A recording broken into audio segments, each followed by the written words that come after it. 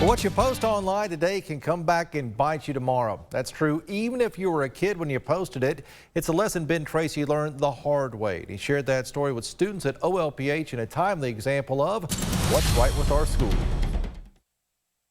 I wanted them to hear it from me before they saw it in the newspaper. Ben Tracy is our speaker today, and he is bringing a message of what responsible social media looks like.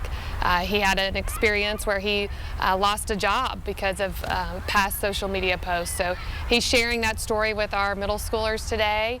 A little bit of my background, how I got into doing this was I had worked in politics, got a job with a governor, got fired on my first day when somebody went through my social media post from when I was a teenager. And I'm a year out of college. I'm still a pretty young guy at this point, right? Based on, again, a handful of inappropriate tweets from when I was a teenager. The message to kids is it's my personal story. A handful of inappropriate tweets from 5 years before when he was a teenager cost him this great opportunity, caused him guilt and shame and embarrassment for himself and his family, and so that's the message to the kids. What does your online presence say about who you are? Because often what I see is two very different people.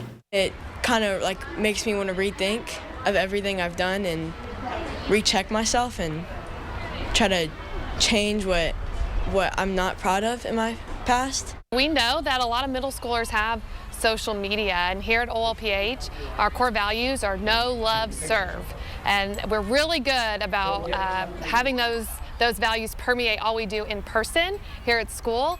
But we also know these kids are interacting online, so we want to give them the tools to act responsibly on their social media apps.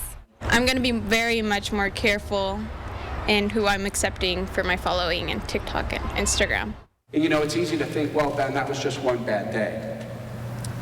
But the truth is, it was longer term than that. My message is also about the words that we use and the impact that those words can have on other people. And those words that I used were hurtful. And that's what I share with them, is that has no place.